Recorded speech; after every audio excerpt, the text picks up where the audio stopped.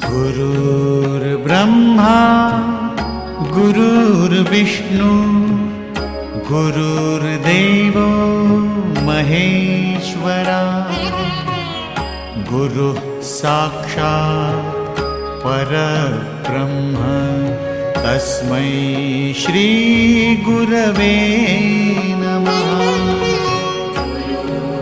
ब्रह्मा गुरुर्विष्णु गुरुर्देवो महेश्वरा। माननीय शिक्षक बंधुओं, शिक्षक सम्मान और शिक्षक गौरव दिवस शिक्षक दिवस 5 सितंबर 2021 को मैं व्यक्तिगत रूप से सभी शिक्षकों का सम्मान करता हूं, सभी शिक्षकों को आदर प्रेषित करता हूं, प्रणाम करता हूं, नमन प्रेषित करता हूं और उन सभी शिक्षकों को प्रत्यक्ष और अप्रत्यक्ष रूप से मेरे जीवन में जिनका योगदान रहा और रहेगा उन सब को भी मैं सत सत नमन करता हूँ, मेरा प्रणाम प्रेषित करता हूँ। डॉक्टर सर्वपल्ली राधाकृष्णन का जन्म दिवस जो कि शिक्षक दिवस के रूप में 5 सितंबर को मनाया जाता है, जब स्वतंत्र भारत के उपराष्ट्रपति के रूप में 1952 में ये पदभार संभाला, तो डॉक्टर सर्वपल्ली राधाकृष्णन के कुछ शिष्य और कुछ चाहने वाले जिन्होंने सर्वपल्ली राधाकृष्णन जी से उनके जन्म दिवस को मनाने की अनुमति चाहिए और इस पर महान शिक्षाविद, एक महान शिक्षक, सोशल रिफॉर्मर और एक डिप्लोमेट के रूप में इस महान विभूति ने इस सम्मान को केवल मात्र अपना निजी सम्मान न मानते हुए अपने समाज, शिक्षक समाज का गौरव बढ़ाने के लिए एक ऊंची सोच का परिचय दिया और अपने उन सब चाहने वालों को जन्मदिन मनाने के क्रम में आए उन सभी अपने अनुयायियों को इन्होंने कहा, यदि आप मेरा जन्मदिन मनाना चाहते हो तो इस इस दिवस को शिक्षक दिवस के रूप में मनाओ। और बाद में भारतीय सरकार द्वारा इस दिवस के क्रम में ऑफिशियल अनुमति मिली और ये प्रतिवर्ष शिक्षक दिवस के रूप में मनाया जाता है।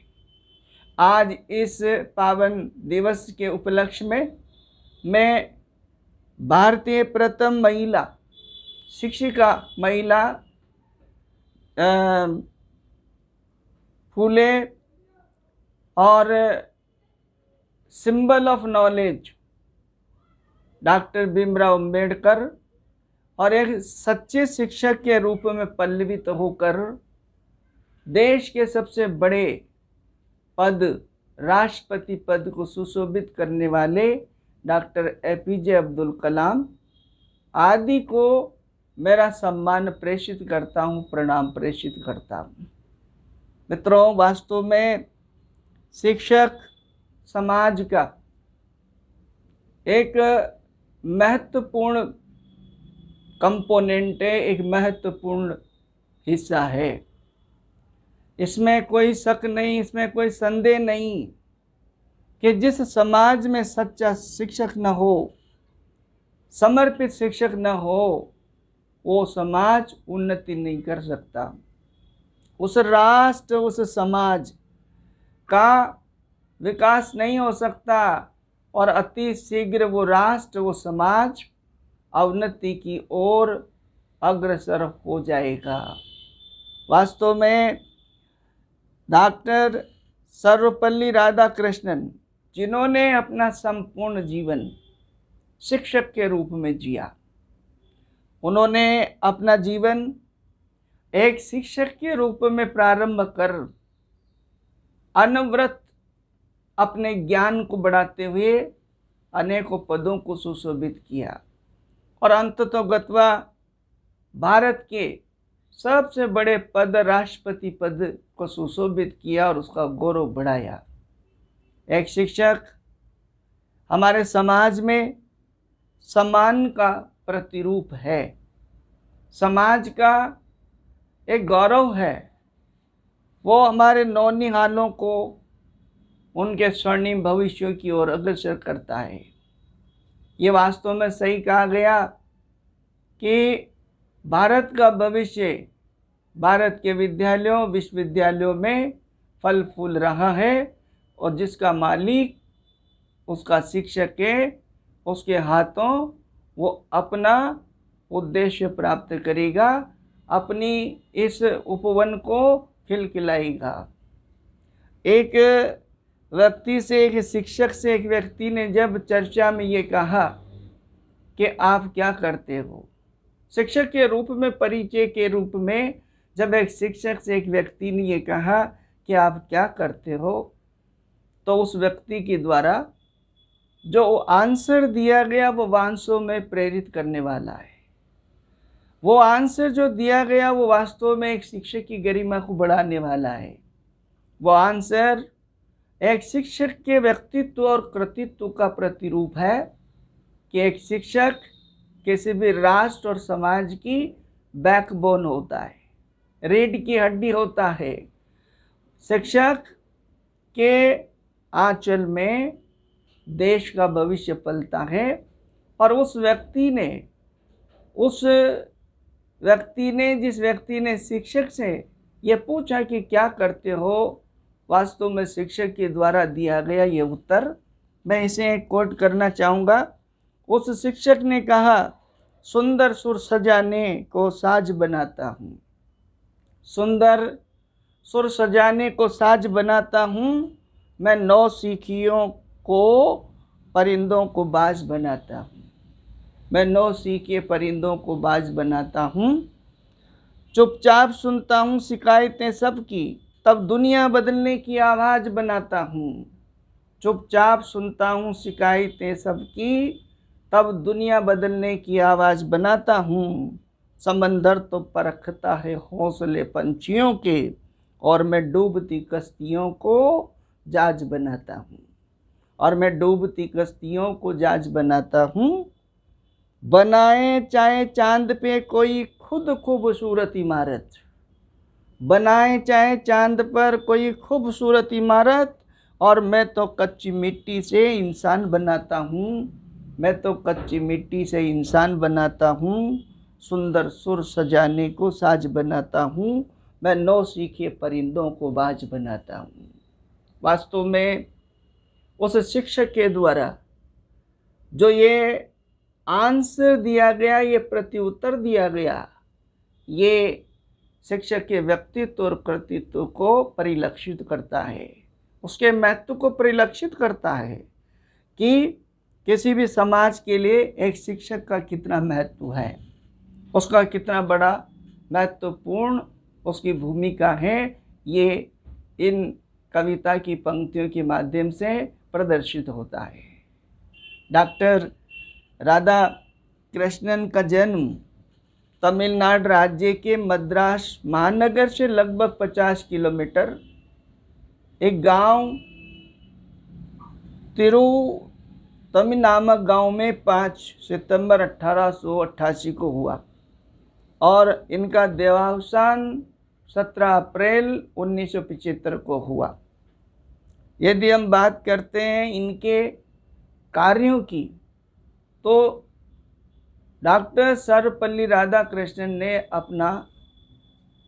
सबसे पहले अपना जीवन, प्रोफेशनल जीवन एक शिक्षक के रूप में, असिस्टेंट प्रोफेसर के रूप में प्रारंभ किया। असिस्टेंट प्रोफेसर से कई यूनिवर्सिटीज़ के प्रोफेसर्स और हमारी अनुदान आयोग के अध्यक्ष, भारत के राष्ट्रदूत, अनेकों सेमिनार्स में भारतीय दर्शन के प्रस्तुतकर्ता, रिप्रेजेंटेटिव, अनेकों बार शिकागो में अपना भाषण प्रस्तुत करने वाले, और शिक्षक के रूप में अपना शिक्षण बहुत ही इनोवेटिव, नवाचारिक तरीके से प्रभावी तरीके से और इंटरैक्टिव तरीके से प्रस्तुत करने वाले शिक्षक के रूप में जब इन्होंने अपना एक समाज के प्रति, राष्ट्र के प्रति एक सच्चे नागरिक के रूप में, शिक्षक के रूप में अपना रोल अदा किया, तो ये भारत के सबसे चाहने वालों में से उभर कर सामने आए।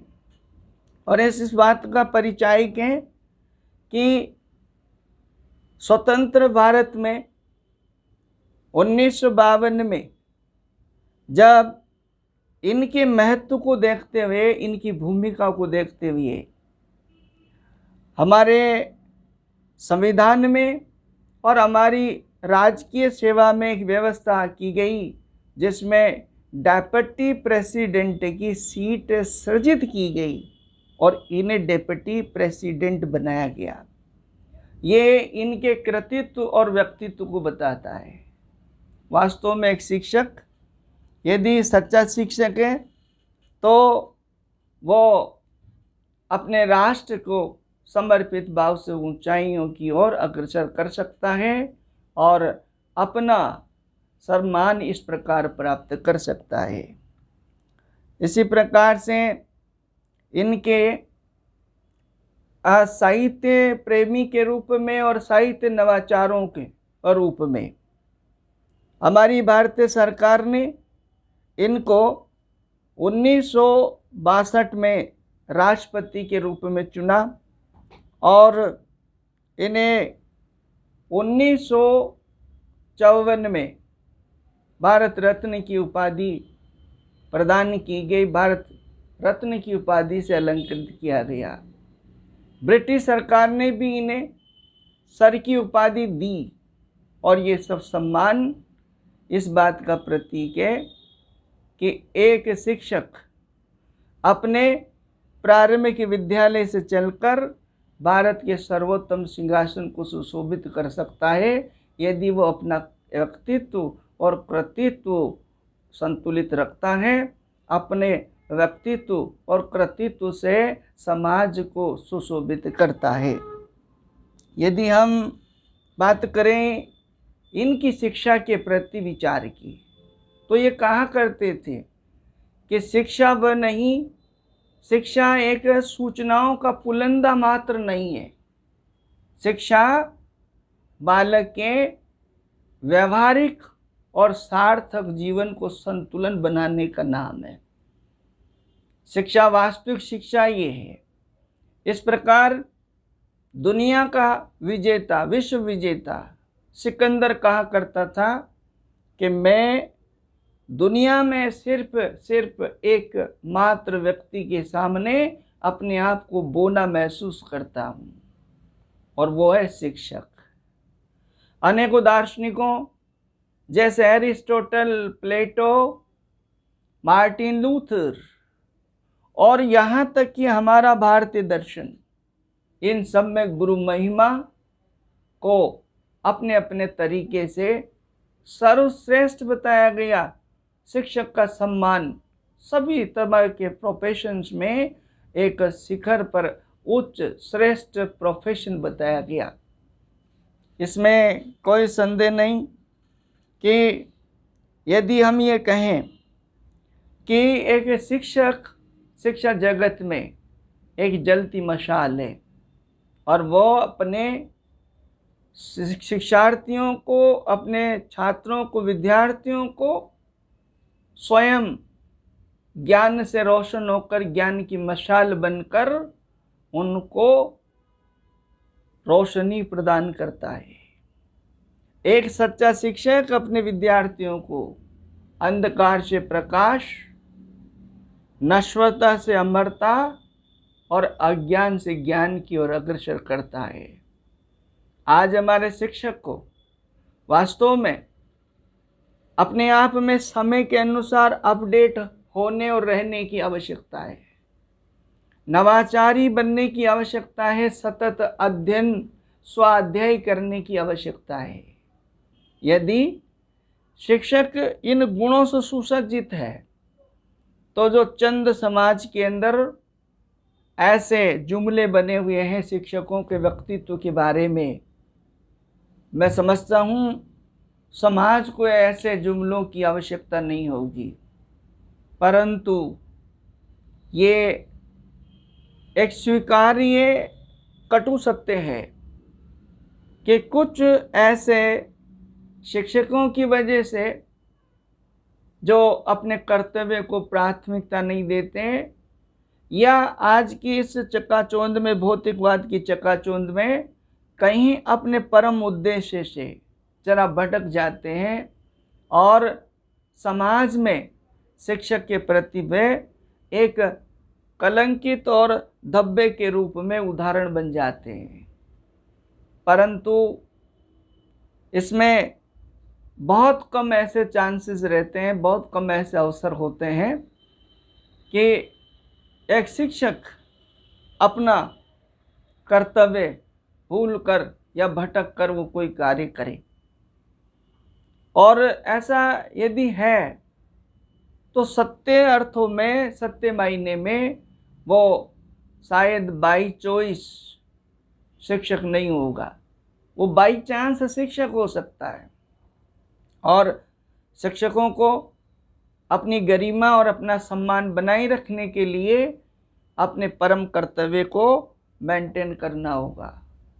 उन्हें समय की आवश्यकता के अनुसार अपडेट रहना होगा, नवाचारी बनना होगा, नए से नए अपने शिक्षा में नए आयाम लाने होंगे और भारत के इन भविष्यों को तराशने के लिए उसे एक शिल्पकार बनने की आवश्यकता है, उसे एक गोल्ड स्मिथ बनने की आवश्यकता है, उसे एक इंजीनियर बनने की आवश्यकता है, उसे एक गार्डनर, उसे माली बनने की आवश्यकता है।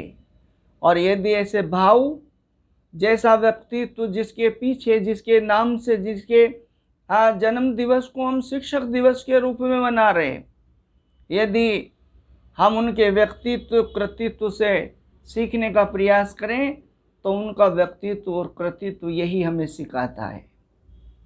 तो शिक्षा न केवल सूचनाओं का पुलिंदा है, शिक्षा वास्तविक व्यवहारिक जीवन और यथार्थवाद में संतुलन का नाम है।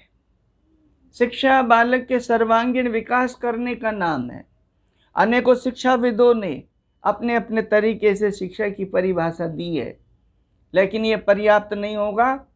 केवल मात्र कक्ष में बिठाकर उन्हें हम इन परंपरागत शिक्षण को देकर अपने कर्तव्य की इतिश्री समझें। आज हमें बालक का परम लीडर बनने की आवश्यकता है। आज हमें बालक का पूर्ण रूपेण फ्रेंड बनने की आवश्यकता है और फ्रेंडली टीचिंग करने की आवश्यकता है। जब डॉक्टर सर्वपल्ली राधाकृष्णन अपने प्रभावी शिक्षण और नवाचारों से शिक्षण किया करते थे तो कहा यह जाता है कि उनकी कक्षाओं के लिए, उनके कक्ष के लिए उनके चाहने वाले, उनके विद्यार्थी आतुरता से इंतजार किया करते थे।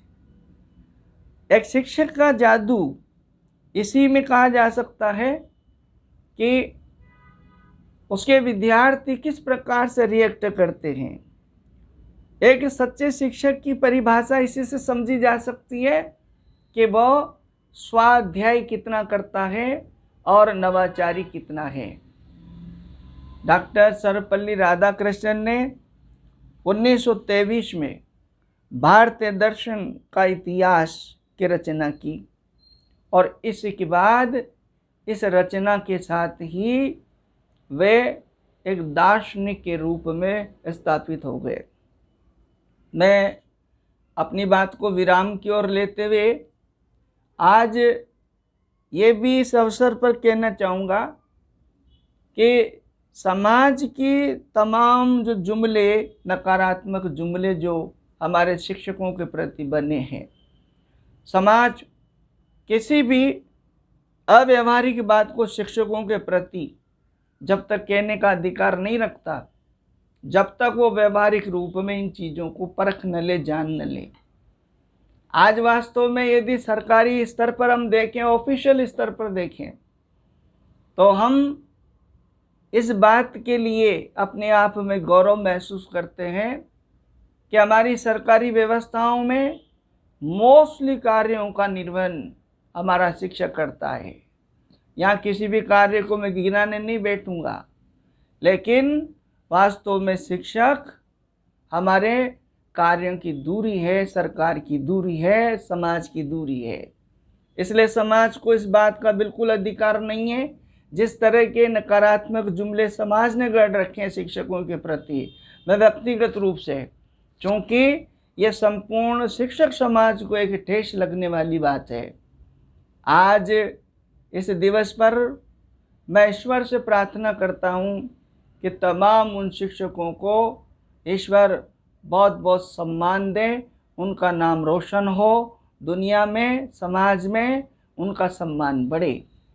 आज राजस्थान पत्रिका का सराहनीय कदम, मैं इस बात की भी पूरी प्रशंसा करना चाहूँगा कि आज राजस्थान पत्रिका में शिक्षक विशेषांक विशेष परिशिष्ट के माध्यम से जो आज शिक्षकों के द्वारा किए गए कार्यों को उजागर किया, वो सराहनीय है। और इससे ये लगता है कि बिल्कुल समाज में अच्छे शिक्षकों का सम्मान होता है, समाज अच्छे शिक्षकों का ज़रूर सम्मान करता है। आज राजस्थान पत्रिका के कवरेज को यदि हम देखकर बात करते हैं तो आज दिल बड़ा हो जाता है।